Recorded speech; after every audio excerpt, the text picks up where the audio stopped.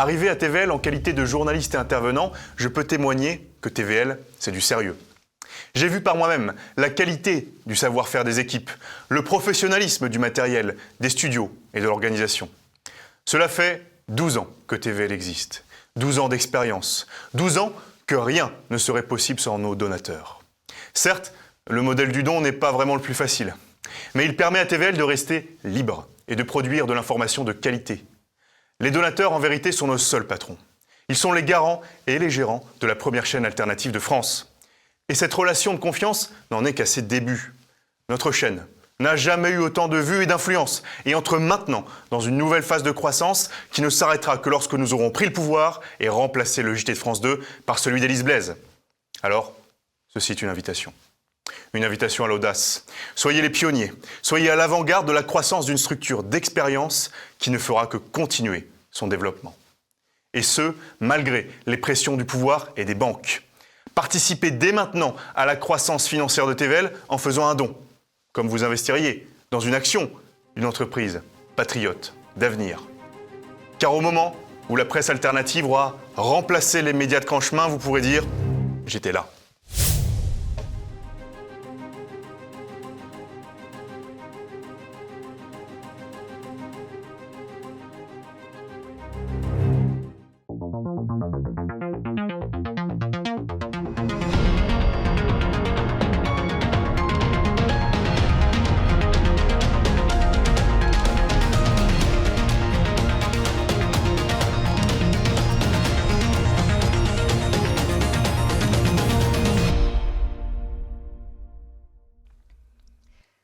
Bonjour à tous et bienvenue dans E-Média, l'émission qui ose vous dire ce que les médias ne vous disent pas. Bonjour Jean-Yves. Bonjour Florian. Vous voilà de retour, on est ravis de vous retrouver. Jean-Yves, le programme cette semaine, c'est Patrick Cohen qui va nous intéresser particulièrement, le journaliste zélé du service public qui officie sur France 5, notamment dans l'émission C'est à vous.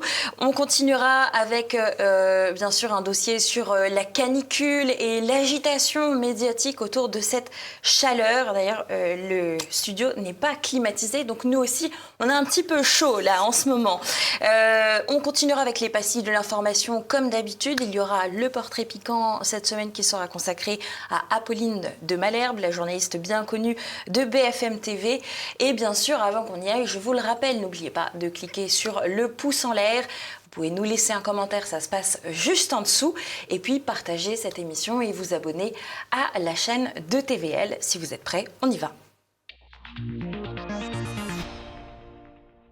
Patrick Cohen vient d'être mis en cause et cette fois-ci, ce n'est pas directement par nous, c'est par Stéphanie, la maman d'Elias, qui était sur le plateau de CNews. On réécoute cette séquence. Il y a une manipulation de l'information et du meurtre d'Elias.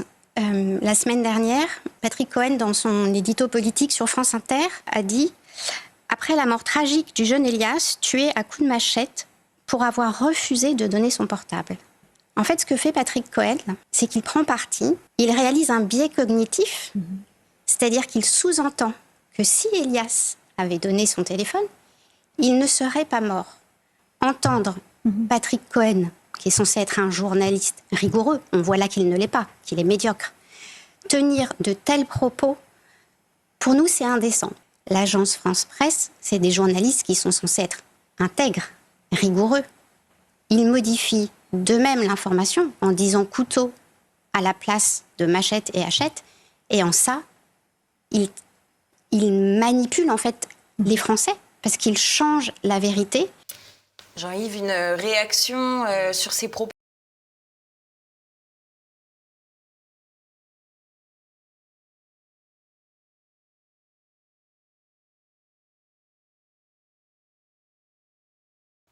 Mais il est coupable. Il est coupable de ne pas avoir cédé à la domination étrangère. C'est ça la réalité. Alors Patrick Cohen qui est un peu secoué en ce moment, on se rappelle, il avait subi un clash musclé de la part de Rachida Dati, mais on se souvient des propos aussi de Patrick Cohen à Crépol où il parlait de balles tragiques. Je vous propose de réécouter, on va se faire un petit best-of de Patrick Cohen là. Que vous appelez la mécanique de la haine. La haine et le mensonge qui ont conduit aux affrontements de ce week-end et aux excès de langage des plateaux télé, mais pour ce que l'on en sait aujourd'hui, d'abord la mort de Thomas ne résulte pas d'un règlement de compte ou d'une expédition punitive. Même si les insultes racistes ont bien été entendues par 9 témoins lors de la bagarre contre les Blancs du village, cette motivation raciste n'a pas été retenue par la justice. Rien ne prouve que les jeunes du quartier de la Monnaie étaient venus casser du blanc. Le ministre de l'Intérieur nous parle d'un pays ensauvagé, mais les balles tragiques, comme on disait souvent, sont aussi vieux que les fêtes de village. Là encore, comme toujours, les réponses sont plus nuancées que les slogans des plateaux télé. Alors, il a honte de rien. Hein. Il a honte de rien. Alors les balles tragiques, il dit ça avec une petite ironie. Je crois d'ailleurs qu'il commet un contresens. Car la notion de balle tragique a été mise en avant par Harakiri Hebdo, avant qu'il ne devienne Charlie Hebdo, lorsque De Gaulle est mort, une semaine après effectivement l'incendie qui avait fait plus de 100 morts à Saint-Laurent-du-Pont, et Charlie Hebdo avait titré « Balles tragiques » à Colombey-les-Deux-Églises, dans une forme d'ironie de mauvais goût, et qui apparemment ressort derrière le petit rictus de M. Cohen. Alors du mauvais goût comme ça avec Patrick Cohen, on peut en trouver très régulièrement sur C'est à vous, qui est un fournisseur officiel de immédiat, si on peut dire comme ça. Oui, c'est ça. Mais oui. déjà en 2013, on peut écouter des propos assez surprenants de Patrick Cohen qu'il tenait à Frédéric Tadei. Je vous propose de réécouter cette séquence ancienne, mais qui montre un peu comment fonctionne Monsieur Cohen. Je suis sur le service public, c'est pas à moi d'inviter les gens en fonction de mes sympathies ou de mes antipathies. Voilà, c'est tout. Donc, à partir de ce moment-là, non, mais c'est pas très seulement important. une question de sympathie ou d'antipathie. Ah, si, vous avez très bien. On a une responsabilité quand on anime une émission de débat public, on a une responsabilité, par exemple, de ne pas propager les thèses complotistes, de ne pas donner la parole à des cerveaux malades, parce que dans les gens que j'ai cités, je pense qu'il y a des cerveaux malades. Libre à vous de le penser. Les gens, moi, ça n'est pas On a chacun le droit de penser ce qu'on veut, Patrick. Non. Il est petit, il revient de vacances, il est en pleine forme, Frédéric. Non, on ne peut, non, on a le droit de penser ce qu'on veut d'abord dans les limites de la loi, et pardon, mais là, en l'occurrence, je n'ai jamais eu de problème de ce côté-là. Alors la séquence est fabuleuse, parce qu'il met en cause la liberté, non pas d'expression, mais la liberté de penser. Et quand on lui dit « Ah mais non, enfin Patrick, on a le droit de penser ce qu'on veut », il répond « Dans les limites de la loi ». Dans les limites de la loi. Alors que la loi limite effectivement la liberté d'expression, c'est sans doute regrettable, mais elle ne limite pas encore, la liberté de penser. Il est formidable, Patrick Cohen. Ça lui avait valu d'ailleurs en 2013 une distinction tout à fait exceptionnelle à la cérémonie des Bobards d'Or, la Muselière d'Or. Il la mérite presque tous les jours. Ouais. Merci Patrick. Alors c'est le service public, Patrick Cohen, quand même, il faut rappeler. D'ailleurs, à propos de service public, c'est France Info qui a un slogan intéressant peut-être pour conclure ce dossier sur Patrick Cohen. Son slogan, c'est « L'information n'est pas une opinion ». Je rappelle que France Info vient de gagner 11 rangs sur la TNT en passant du canal 27 au canal 16. Le canal 16 qui était historiquement le canal de CNews. Ils se sont lancés avec cette campagne « L'information n'est pas une opinion ». Évidemment, Jean-Yves, ça vous fait réagir. Alors, c'est un mensonge absolu. Parce que qu'est-ce que c'est qu'une information ?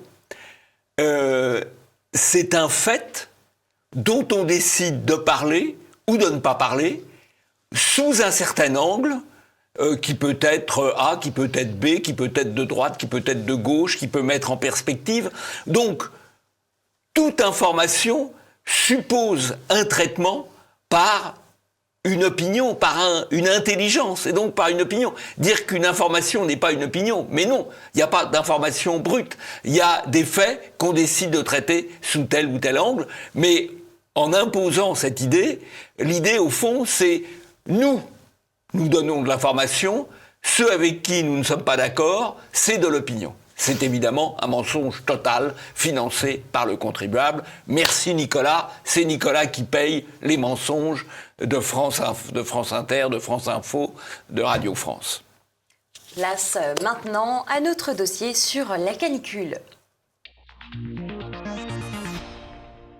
Il il fait chaud, ça s'agite, ça brasse de l'air, mais ça ne rafraîchit pas tellement.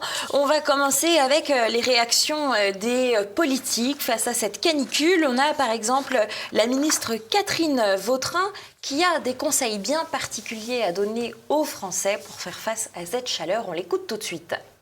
D'abord, la canicule, ça concerne chacune et chacun d'entre nous. Ça veut dire, évidemment, boire de l'eau, essayer de se rafraîchir. Se rafraîchir, c'est se mouiller le corps. C'est éviter de faire des activités qui sont des activités sportives quand il fait extrêmement chaud. Et c'est d'essayer de tempérer autant qu'on le peut son logement. Si l'on ne se sent pas bien, on prend contact avec son médecin. Si c'est plus important, on appelle le 15. Il y a un numéro vert qui est à disposition de nos concitoyens. C'est le 0800 06 66 66.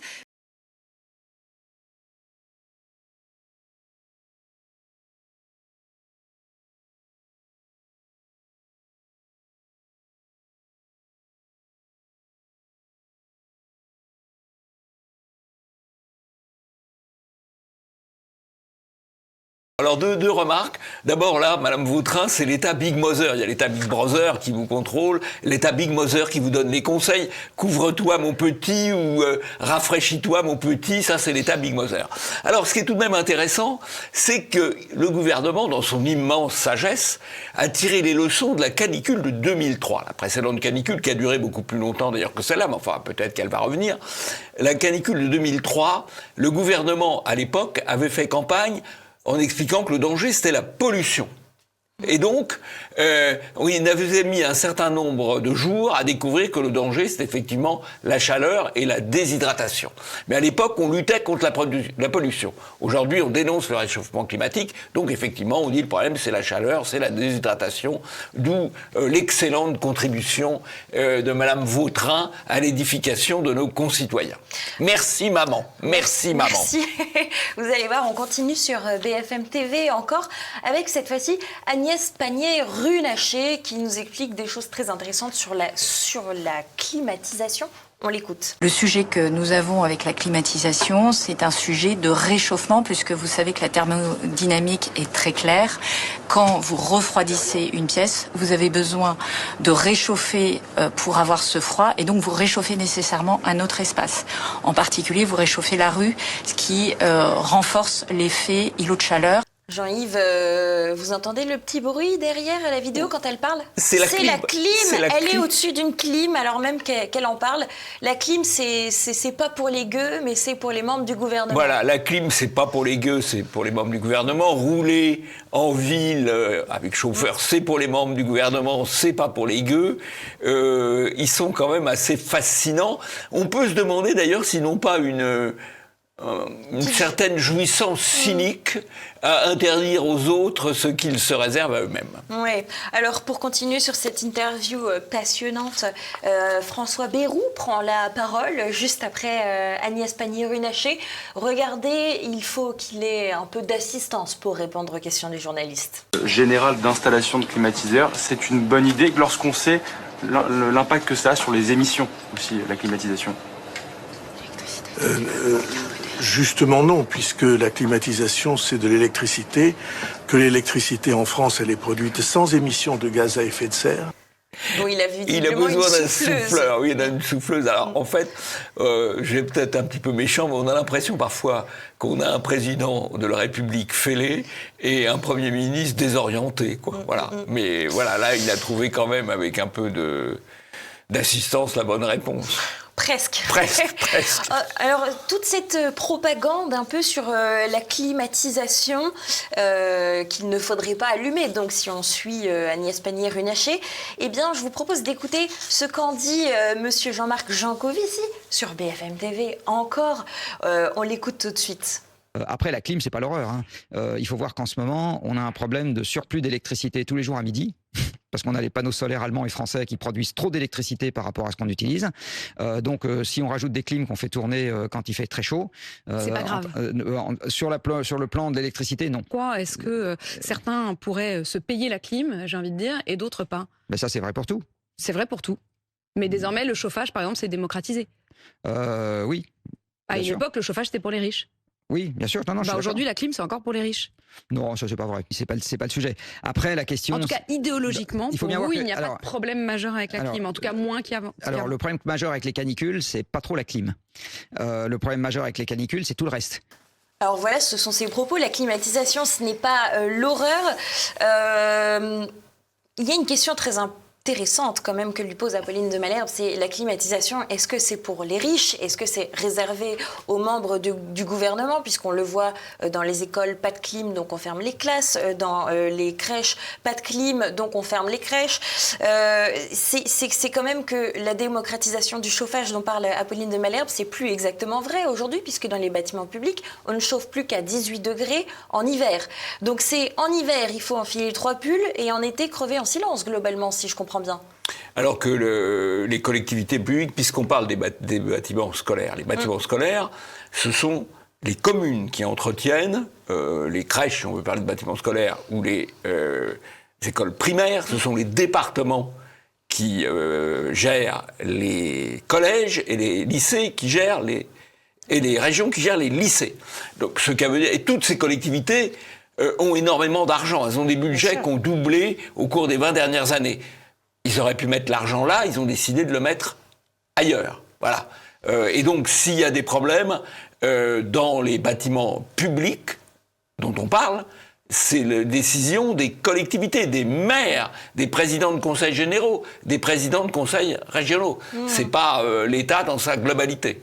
À propos de décision des collectivités territoriales, Jean-Yves, il y a cette information de Ouest France, de la gare de Nantes. Sa mezzanine vient d'être refaite, tout juste. Et dedans, il faisait 45 degrés. Et pour cause, voici une photo du toit. C'est tout en verre avec tout juste des aérations. Donc, il fait extrêmement chaud, 45 degrés. On a dû fermer cette mezzanine qui vient d'être refaite. Dans les gares, c'est comme ça. Dans les trains, quand la clim n'est pas allumée, ça pose également des vrais problèmes. Et notamment, la SNCF en a fait les frais récemment en termes de communication et d'image de marque, puisque dans un train Paris-Nice, une jeune femme avec son chat a failli voir son chat mourir sur ses genoux tellement il faisait chaud parce que la clim n'était pas allumée. Elle a fait un tweet avec une photo de son chat, 4,5 millions de retweets quand même. L'affaire a l'air anecdotique quand on en parle comme ça, mais elle ne l'est pas tant que ça. Et ce qui m'intéresse particulièrement, c'est que cet article du Parisien est classé dans la catégorie société. Et ça, chers téléspectateurs, il faut rester toujours très attentif sur où est-ce qu'on classe les articles. En principe, quand il y a un coup de poignard, c'est fait divers. Là, c'est le chat, société. Bon, ça pose quand même des questions, cette absence de clim. La réponse de la SNCF, d'ailleurs, est très amusante et très caractéristique de l'époque dans laquelle on vit. C'est que la contrôleuse est revenue la voir, non pas pour régler son problème, c'est-à-dire mettre un peu d'air et permettre à son chat de respirer et de ne pas subclaquer. C'est qu'on lui a reproché d'avoir fait le tweet sur la SNCF en disant que c'était mauvais pour l'image de marque. Ah bah oui, c'est vrai d'ailleurs. C'est vrai. C'est vrai.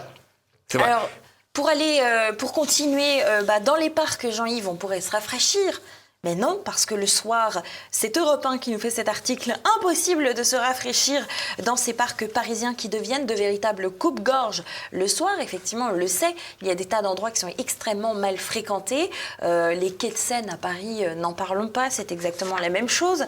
On a, si on sort du parisiano-centrisme, le lac de la Gémerie à Arnage, il y avait un aquapark qui vient d'être construit dessus. Il a été fermé pour incivilité et violence. La réalité, qu'est-ce que c'est? Il a été envahi par des jeunes qui n'avaient pas payé leur ticket et qui sont venus foutre un Bronx pas possible. Pardonnez-moi ces mots, mais il n'y a pas autre chose. Jean-Yves, on a un problème maintenant. Alors là, on a le problème avec les halogènes, si j'ose dire, une expression que j'ai déjà utilisée, parce qu'on n'utilise pas vraiment les mots, ce sont des jeunes qui viennent des quartiers de l'immigration, probablement du Mans, puisqu'Arnage est dans la Sarthe. Voilà, il y a un coût indirect de l'insécurité et de l'immigration, dont l'insécurité est trop souvent la conséquence, qui sont considérables en termes de liberté pour les Français. Liberté de circuler, notamment. Liberté d'avoir des loisirs tranquilles. Surtout quand on paye. Et là, on voit quand même, et bon, il y a ces exemples-là, mais il y en a beaucoup d'autres. Oui, vu le prix du billet de la SNCF, vu le prix des billets pour aller dans des aquaparks, ça finit toujours mal.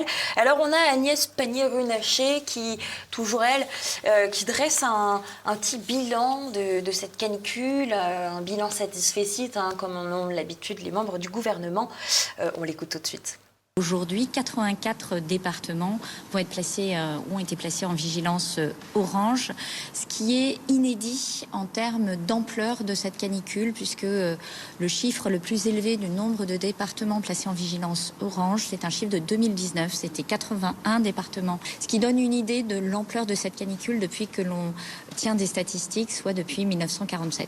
Évidemment, cette vague de chaleur, elle s'inscrit dans, le dérèglement climatique, c'est-à-dire que entre le moment où on a démarré la tenue de statistiques 1947 et 1999, on a fait face à 17 épisodes de chaleur, et depuis 2000, c'est 33 épisodes de chaleur. Donc vous voyez, ça a doublé en 2 fois moins de temps, et il faut se préparer à faire face à ce type d'épisode de chaleur. Nous sommes donc préparés beaucoup plus que nous l'étions il y a 20 ans, avec un plan national d'adaptation au changement climatique. Alors là, Jean-Yves, vous avez évidemment un commentaire. Alors d'abord, effectivement, il y a un réchauffement global. Est-ce qu'il est lié? Est-ce qu'il a une origine anthropique? C'est extrêmement discutable. Il y a d'autres explications possibles, comme le soleil, mais il y a un certain réchauffement global. Bon, en Europe, en tout cas, en France en particulier. Mais c'est pas nouveau, les canicules. Il y en a. Historiquement, on connaît. Il y a 1911. Donc avant 1947, il y a 1976, il y a 2003, il y a 2025. Bon, il y a des épisodes particulièrement chauds qui arrivent, qui sont d'ailleurs pas tout à fait nouveaux, puisque le grand historien Leroy-Ladurie a fait une histoire du climat en France. Dans cette histoire du climat en France, il montre les variations climatiques au cours de l'histoire, entre des périodes chaudes comme la période romaine, ou comme la période du début du Moyen-Âge, et puis une période plus froide, qui est la période qu'on a appelée le petit âge glaciaire, entre, on va dire, le XVIe et le XIXe siècle. Eh bien, pendant cette période du petit âge glaciaire, donc période froide, il y a eu 2 années de canicule très importantes en 1718 et 1719, donc dans une période froide, des canicules fortes qui ont fait à l'époque, d'après l'historien Leroy-Ladurie, 700 000 morts, en l'occurrence à l'époque, principalement parmi les enfants. Donc vous voyez que ça s'inscrit, les extrêmes climatiques s'inscrivent dans le temps long, indépendamment de ce que peut dire sur le dérèglement climatique selon la terminologie officielle. Et on débute ces pastilles de l'information avec la gauche qui rêverait de prendre le contrôle du récit du réel dans l'audiovisuel. Alors, en quoi ça consiste exactement? Eh bien, des députés écologistes et de gauche, parce qu'ils sont plusieurs, ils sont même nombreux, ont publié un amendement qu'ils souhaitent voir voter. On est en pleine réforme de l'audiovisuel public et souveraineté audiovisuelle, pardonnez-moi. Que dit cet article qu'ils souhaitent déposer? Eh bien, il faudrait mener une réflexion éditoriale sur la place qu'occupent les faits divers dans la couverture de l'actualité. L'exposé sommaire, le voici. Le groupe Écologie et Social estime que les médias publics doivent être exemplaires et ne pas céder à l'instrumentalisation des faits divers, devenue une méthode de cadrage de l'information sur certaines chaînes privées comme CNews. Le meurtre de Lola à Paris en 2022, celui de Thomas à Crépol en 2023 ont été des véritables campagnes de diffusion d'une sémantique racialisante. Il permet de diffuser, sans le dire, la vieille obsession du génocide blanc, blablabla. Une partie des médias semble servir de haut-parleur à des visions du monde réactionnaires, sécuritaires et racistes, centrées en particulier sur la menace que constituerait l'immigration pour la sécurité et l'unité de la nation. Toutefois, la croissance des médias classés à l'extrême droite ne suffit pas à expliquer la capacité de cette famille politique à produire des panique morale. Ces faits divers se diffusent en effet bien au-delà dans les médias grand public et notamment dans les journaux télévisés, sur les chaînes d'information en continu et dans la presse quotidienne régionale. Là, Jean-Yves, bientôt, la gauche va venir dans les conférences de rédaction des JT, des médias. Elle y est déjà à travers ses journalistes, mais là, elle veut s'imposer un peu plus. Alors, c'est assez intéressant parce que l'instrumentalisation du fait divers, elle est d'abord le fait de la gauche, puisque elle a monté l'expression du crime raciste, c'est-à-dire lors des cas plutôt rares où quelqu'un d'origine immigrée est tué par quelqu'un d'origine française, on a monté le concept de crime raciste, qui a été monté en ligne. En revanche, il est interdit d'aborder un autre angle, comme le réel crime raciste anti-blanc de Crépol. Donc, les faits divers, c'est à utiliser par la gauche quand ça va dans son sens, c'est à interdire quand ça va pas dans son sens. Alors, ce qui est intéressant, au cas particulier, c'est qu'effectivement, le Parlement voudrait, en tout cas certaines forces au Parlement, voudraient réglementer ce qu'on a le droit de dire ou pas dans les médias qu'on aurait pu espérer pluralistes. Alors, l'amendement ne risque pas en l'état d'être voté, puisque le projet de loi audiovisuel a été renvoyé, rejeté par l'Assemblée nationale et est reparti au Sénat. Donc on échappe au moins à ça, mais c'est très intéressant comme volonté de contrôle politique, idéologique des faits par la gauche écolo, la gauche LFI, la gauche socialiste, tout ça, c'est l'esprit totalitaire. Louis Sarkozy arrive sur RMC à la rentrée. Il sera en alternance avec Cécile Duflot et ils rejoignent la matinale, donc aux côtés d'Apolline de Malherbe. Ces deux recrues, nous dit-on, aux sensibilités bien marquées, apporteront leur analyse et leur opinion claire sur les grands sujets qui animent l'actualité. On rappelle que Louis Sarkozy était déjà sur LCI avec Garrido. Oui. Voilà, un nouveau média. Conquis, oui. Écoutez, alors, le jeune Louis Sarkozy, d'abord, c'est le fils de papa Sarkozy. Bon, c'est un nom quand même connu. Ensuite, c'est le filleul d'un ami de papa Sarkozy, Martin Bouygues, qui est le patron de TF1 et de LCI. Ça aide. Et puis, c'est le beau-fils de beau-papa Athias, qui est à la tête d'une des principales agences de communication et d'événementiel mondial. Alors, je pense qu'indépendamment de son talent, ça doit quand même aider à avoir un carnet de balles médiatique assez nourri, assez chargé. Voilà. Il y a beaucoup de bonnes fées au-dessus de ce jeune homme. Sarkozy toujours, mais cette fois-ci le père. Il a reçu Jordan Bardella. On apprend cela par Le Parisien. Le rendez-vous secret de Nicolas Sarkozy et Jordan Bardella. Bon, c'est tellement secret que ça s'est diffusé absolument partout dans la presse, Jean-Yves. Qu'est-ce que vous en pensez ? Qu'est-ce que j'en pense ? Il peut y avoir des rendez-vous secrets. Il y avait eu, figurez-vous, en 1988, un rendez-vous secret entre Chirac et Le Pen. Mais c'était un rendez-vous vraiment secret, c'est-à-dire personne n'avait communiqué autour de ce rendez-vous qui avait fuité quelques années plus tard par une photo, mais le rendez-vous était vraiment secret. Quand vous voulez vraiment parler de choses, d'accords éventuels, de négociations, le secret est bien. Là, en l'occurrence, c'est une opération médiatique où chacun est d'accord pour parler du rendez-vous avec l'autre parce que chacun y trouve son compte, voilà. C'est une opération de promotion réciproque, si on peut dire. Bon, c'est plutôt flatteur pour Bardella, qui est reçu par l'ancien président de la République. Voilà. Bon, c'est du jeu politicien, tout simplement. Barbara Butch vient d'être nommée chevalier des arts et des lettres par Rachida Dati.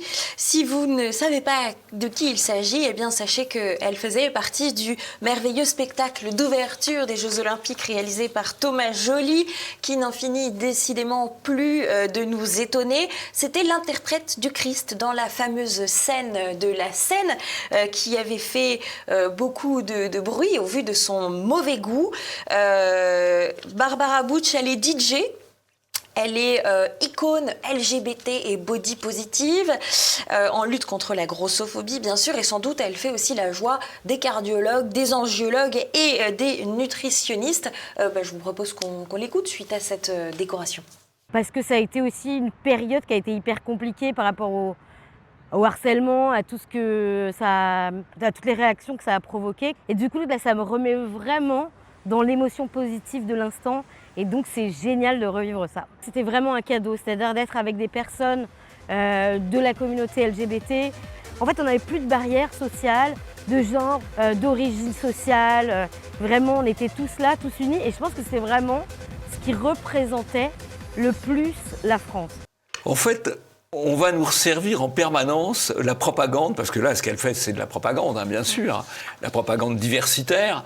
On va nous resservir la propagande des JO jusqu'à plus soif. Alors, il faut trouver des occasions. Alors là, c'est une décoration.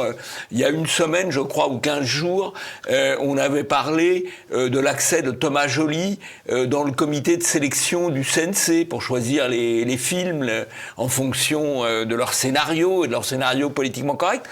C'est vraiment la cérémonie d'ouverture des JO, c'est la propagande permanente et la récidive permanente. Vous n'êtes pas sans savoir qu'il y a eu un appel téléphonique entre Macron et Poutine de 2 heures, nous a-t-on annoncé dans un communiqué succinct.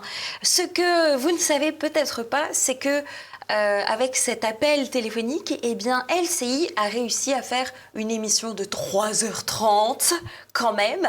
Excusez du peu.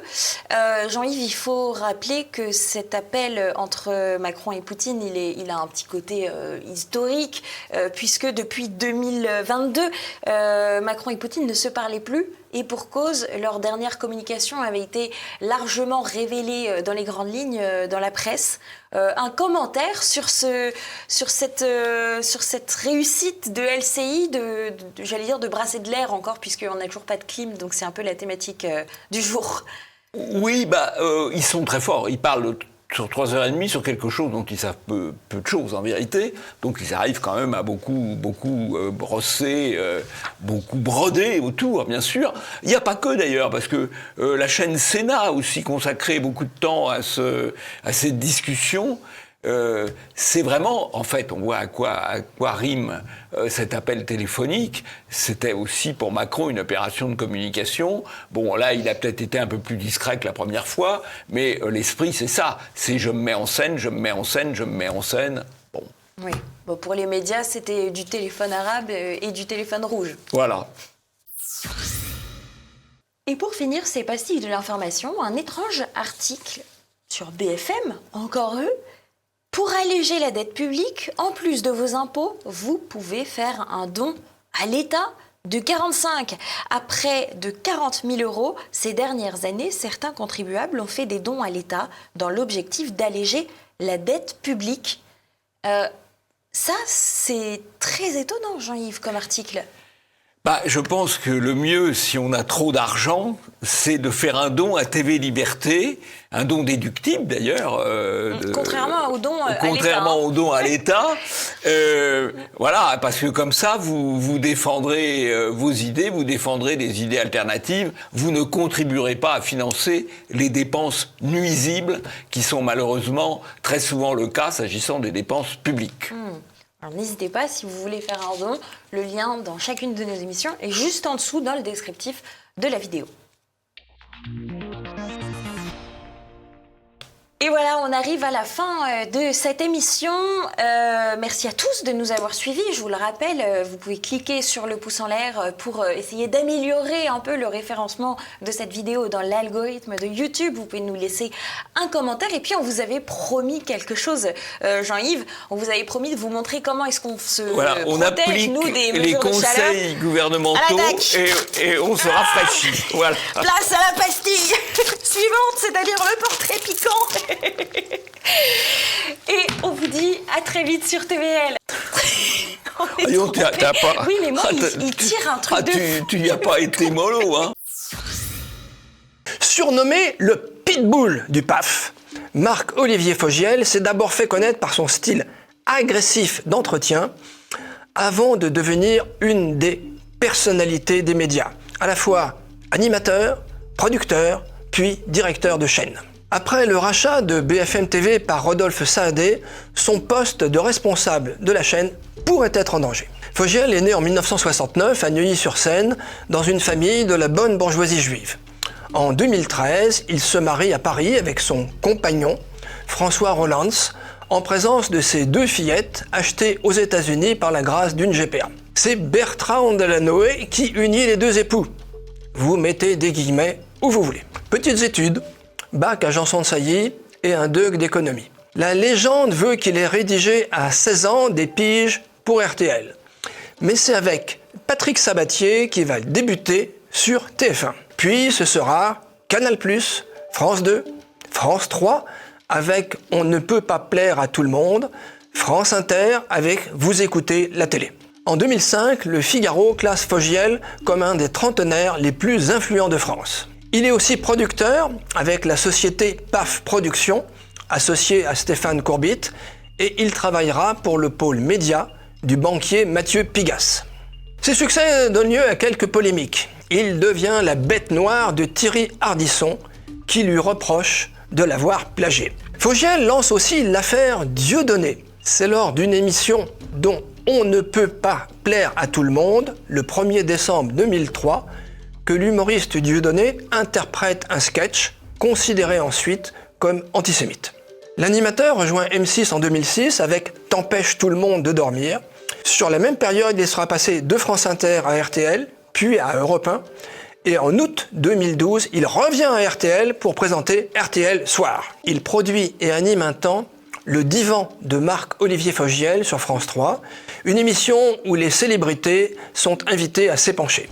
En 2014, lors d'un dîner, le journaliste fait la rencontre du couple Macron, alors qu'Emmanuel Macron n'est plus secrétaire général de l'Élysée. Il lui propose de venir collaborer avec lui sur son émission On refait le monde. Même s'il n'a pas donné suite, Fogiel cultive depuis lors une proximité avec Macron qu'il tutoie. À 50 ans, c'est la consécration. Fogiel est nommé directeur général de BFM par Alain Veil. L'ancienne direction paie sa couverture biaisée de la crise des Gilets jaunes et du Covid. C'est la première fois qu'une vedette du petit écran dirige une chaîne de télévision avec 300 journalistes. Il choisit Céline Pigalle comme directrice de la rédaction, reconstituant ainsi le tandem qu'il formait à Europe 1. À cette occasion, il renonce à l'antenne pour se consacrer pleinement à son métier de directeur de chaîne. Comme il l'a avoué au Point, il a caressé un temps le projet d'une carrière politique parisienne sous la bannière socialiste. Je cite. Avec Julien Drey et Bertrand Delanoë, alors maire de Paris, nous avons réfléchi à un ancrage local. Avec ce dernier, nous nous sommes interrogés. Comment m'investir à ses côtés ? Comment y trouver mon compte et être utile sans que mon image ne vienne perturber les débats. Fin de citation. Ce projet n'aboutira pas, mais il a le mérite de révéler les préférences de celui qui était alors un très médiatique animateur. Des préférences sans lesquelles, comme pour beaucoup d'autres, sa carrière n'aurait pas connu une telle trajectoire.